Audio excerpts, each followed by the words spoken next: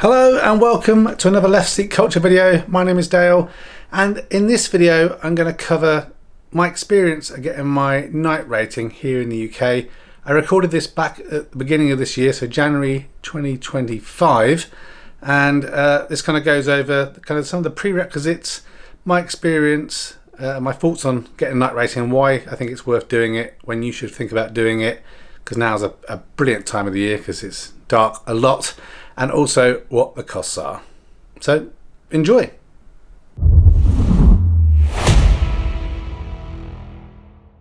So thanks for tuning into this video. So I recently got my night rating as a pilot here in the UK, and I thought it would be interesting to share with you all kind of why you might want to get your night rating, what the requirements are here in the UK, what my experience was of getting the night rating, what the costs were for me and what they might likely be for you, and kind of how you keep things current. So the reason for sharing this is when I was looking, there wasn't really much information available online to help you make those decisions, have a rough idea of what's involved. So hopefully by doing that, helps you make more informed decisions. So yeah, I've been thinking about getting my night rating, to be honest, for the last couple of years, and the reason I hadn't done it was really due to time that the flight school that I did my training at could accommodate me. So for work reasons, other reasons, most times Sundays and Mondays are when I'm most free, and Sundays and Mondays are when the flying school that I learnt to fly at is closed. So it doesn't really help. And then when I looked at some of the other schools that had different availability, they fly different aircraft.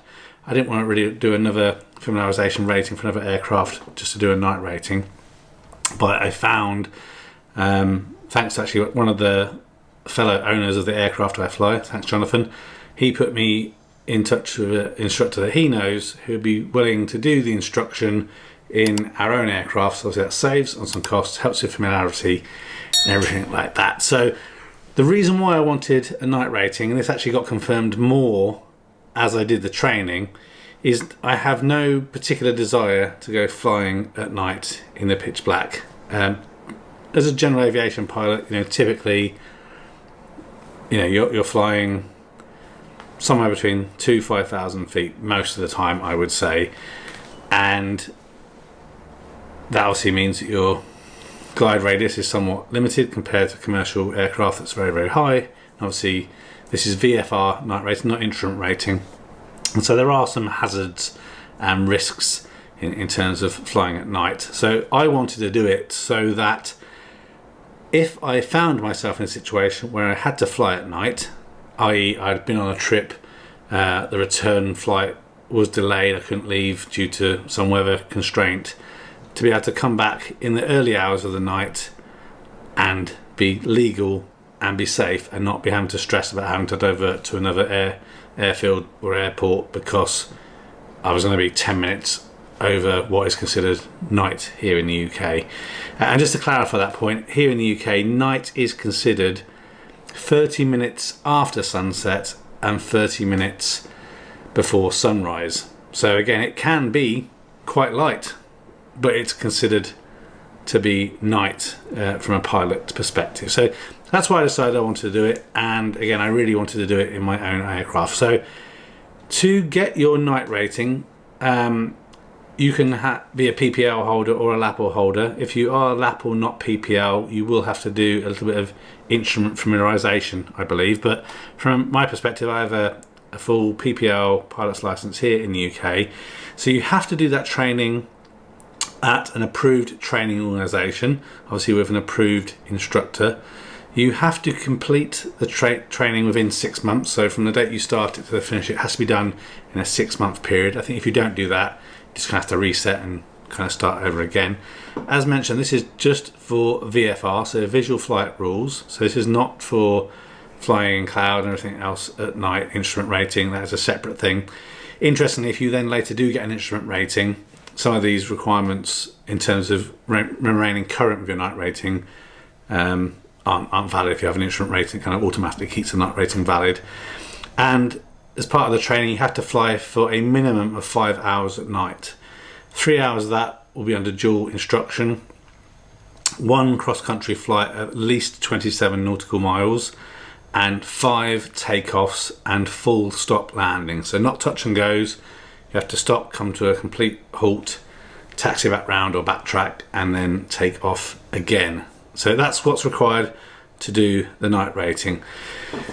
So the experience that I had doing that night rating, things look very different at night. And I think that's actually something probably I should mention in terms of requirement. When you start doing your night training, a bit like when you did your PPL, there's a few things you have to keep in mind. No use of electronic devices, so no using SkyDemon or anything like that. You've got to be able to use your map and looking out the window. On some of the forums, I have seen people mention that at the training school that they went to, they let them use SkyDemon and other things. I think officially that is not permitted. So use your own discretion as to whether the instructor you're going with allows you to do that. Me personally, the reason you're doing a night rating is because you want to be safer, you want to be more comfortable, and so it's a good opportunity when learning and having an instructor by your side to do things properly. So no electronic aids. And yeah, things look different at night. You're used to spending a lot of time when flying VFR looking out of the cockpit during the day, and in the night time obviously you can look out the cockpit and have some familiarization with the land around you. In a lot of cases it's pitch black and you've got no idea what you're doing, so you need to rely on the instruments a little bit more than you typically do with standard VFR flying. So your instructor will go over a bit of that and a refresher to kind of how to read and interpret some of the instruments. And also it's important for you to understand what the lighting is like at an airport and airfield, specifically obviously the one you're doing your training at. So I recommend, if you kind of not fully up to date with everything, have a look at CAP 637 visual aids. There's some good images in there that give you a refresher of what the runway lights are. So the edge is white, the threshold is green, the end is red. Taxiway, at the sides of the taxiway there's blue lights, the centre line is typically green, the guard lights are yellow, and then in terms of landing zone, again because it's in the dark, which I'll touch on in a moment, there is a blue light in the landing zone that kind of gives you an indication of where you should be touching down. Also, the other thing that's different about flying at night, typically during the day, VFR flight, you shouldn't go any lower than 500 feet from ground level, and that's obviously taken off a landing. In night flying, that's an additional 500 feet, so it should be 1,000 feet that you don't go closer than ground level, again, unless taking off or landing. And also, obviously, when you're taxiing around, typically, obviously, during the day, you have just your beacon light on, so people can obviously see that things are happening. At night time, go for your standard startup picture with your beacon light on, and then once the engine is running, you want to turn your strobes and night lights, or your landing lights on. So again, you can see where you're going, and other aircraft can see you on the taxiways as well. And one of the biggest risks of night flying is the lack of the depth perception and things that you have. Obviously, the way your eyes work with the cones and everything to give you depth perception, there is a risk of this kind of black hole effect and things not looking the same distances that they usually are. So in terms of the experience that I had, obviously you've got to prove a few things before you start. You've got to prove that you still have valid medical certificate, your valid license. You also have to provide at the end the logbook that shows that you have done obviously the required landings, takeoffs, and the cross countries, everything. You will have to have a SRG 1126 form filled out by the approved training organisation that proves that you've done your night rating, and then you submit a CAA 5017, I think it is. One way or the other, I might have got those mixed up. Basically, that's the whole package that you have to send off to the CAA, and we'll come to the cost of that in a minute. And the other recommendation I have for you is a head torch that you can have to view the map and the electronics in the aircraft. So getting back to my original point, the experience, things are very dark. Even that taxiway that you're very familiar with, the runway, everything looks very different at night time. And when you take off, obviously depending obviously where you're flying from, it may be quite a populated area, it might be quite an open area. Some things are very, very dark, and it's hard, even when you're familiar with the area, to kind of get your bearings. So as well as obviously referencing the map and trying doing some planning, you really need to consider what are the key landmarks that would be lit up on the route that you're planning to take. So my recommendations are, motorways, if there are towers at certain heights that will have a red light on to be beaconing, or kind of larger towns or cities that are going to be reference points. Again, your instructor will take you through all this, but things look very different at night, and initially things seem a little bit overwhelming, to be honest. And at one point, the instructor, we flew into pretty much the middle of nowhere, and it was absolutely dark everywhere, and it's really hard then to say, okay, where am I, and what you're going to do. So again, refreshing on how you can request a true bearing and things like that will be helpful for when you're doing your night rating as well. So in terms of the process for me, I did it over 4 nights. So the 5 hours, actually it's 5 hours 15 minutes was my total time in the end. So the first lesson was more just familiarization. We took off, did a couple of circuits, and then went out for a flight to 2 different areas, and then back, just again getting familiar, getting comfortable with what it's like flying at night.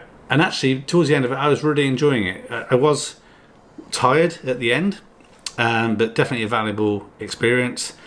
Second flight, similar again. We kind of had to change our planned route because the cloud was quite low in certain areas, so we had to be considerate of that where we went. Again, a bit more flying around, following kind of the motorways, identifying at certain points. I flew off to Wales and was understanding, okay, M5 goes into the M50, what would that look like? What's it on the map? And then in real life, following that along, and then following back. And then finally doing the 5 circuits. Again, that's when you're flying on your own now, so everything up until then has been dual. And obviously whilst doing those dual things as well, standard rate turns, full rate turns, some slow flight, also did some recovery stuff.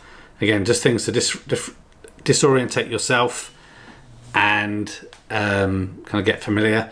And also as part of those circuit practices, what was really interesting was doing some landings with all your lights failing on your aircraft. So obviously when you come down to land, there's no landing light.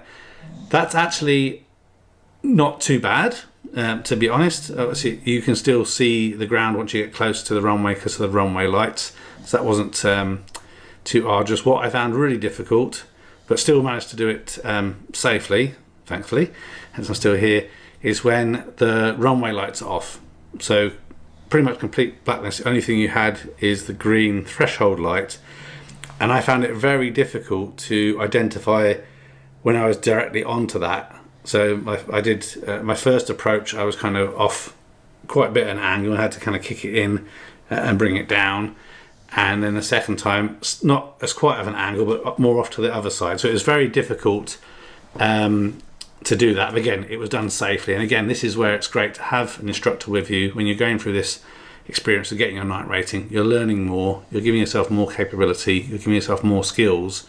So in the worst case event that you had light failings on your aircraft, or light failings at the airfield, you can deal with it. Also with the PAPI lights, obviously some airfields have PAPIs, some of them don't. Gloucester, where I'm doing mine, has got PAPIs, so again you can utilise those, but obviously don't become super transfixed on them, because perhaps another airfield you might fly to at night doesn't have them. So again, good to get all these skills. And then towards again the end, the final flight I had was like another circuit with the instructor just to make sure everything is good, and then 5 circuits on my own. Again, just proving that I can fly safely in the dark, I can land and take off. And basically at Gloucester, I would land and do a backtrack, and then take off again, do another circuit, land, backtrack, take off, and do 5 of those. And there was another aircraft in a circuit for 3 of those, and then just me on my own. And I'll include a little bit of footage of that now, so you can kind of see what that experience is. I tried to make a few videos at night, but looked like the wing camera didn't work, and it's very grainy on the GoPro in the dark. Golf Oscar Golf Rat, circuit runway 27, clear for takeoff, wing calm. Runway 27, clear for takeoff, Golf Oscar Golf.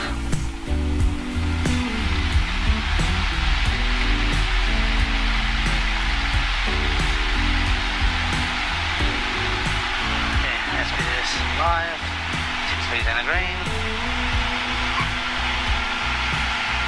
We're off.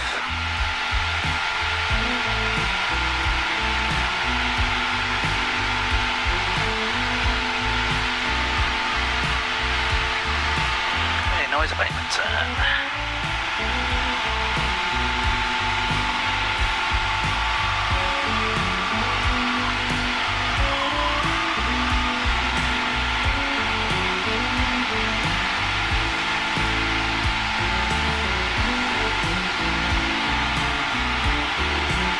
It's miles per hour, first rate climb.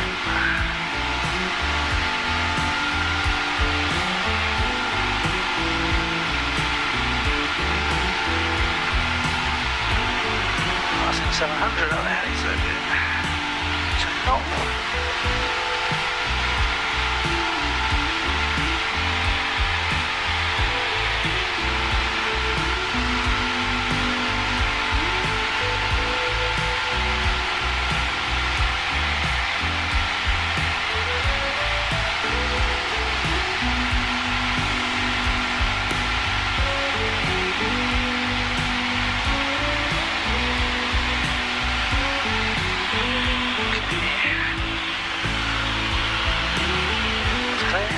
Turn downwind. Golf Oscar Golf, downwind 27 to land.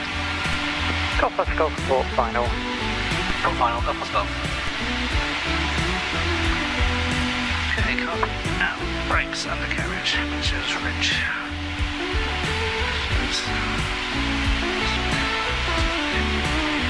Good altitude's good. And we're all strapped in. Good to go. I'm coming with you. Slow things down a little bit.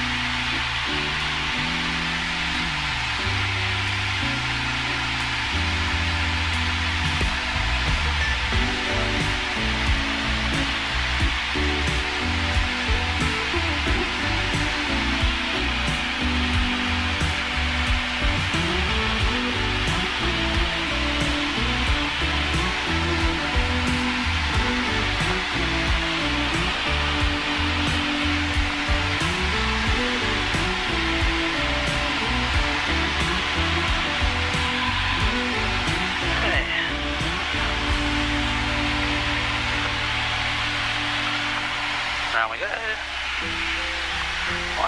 2, 3, 4, 5, 6, 7, 8. 20 degrees claps.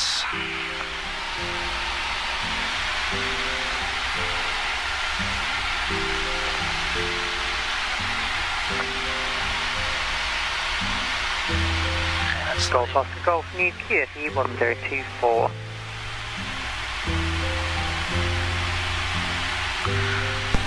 Golf Oscar Golf, final 27 land. Golf Oscar Golf, runway 27, clear to land, wing calm. 27 clear to land, Golf Oscar Golf. Gloucester broadcast information, Foxtrot, new QNH 1027, Gloucester.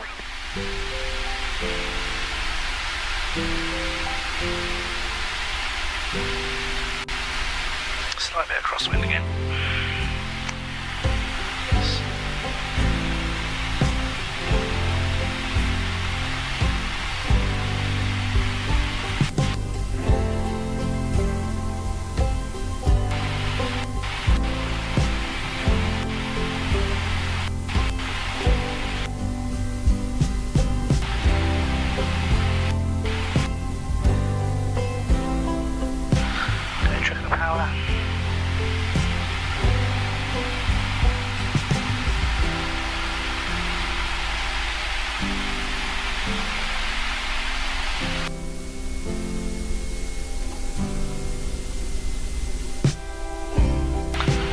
gusty towards the threshold.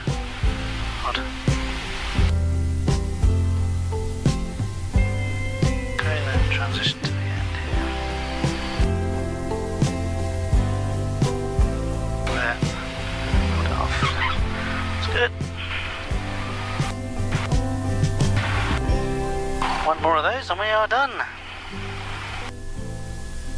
Golf. Oscar Golf, backtrack, runway 27. Backtrack, runway 27, golf, golf. So in terms of the cost, obviously the cost is slightly different for me because obviously I'm using my own aircraft. Quotes I got where I'd be using another aircraft, I was told the base fee is around £2,000 plus landings. So that base fee is assuming you do it in 5 hours, and obviously depending on how good your landings are, will decide if it's going to take you much more than 5 hours.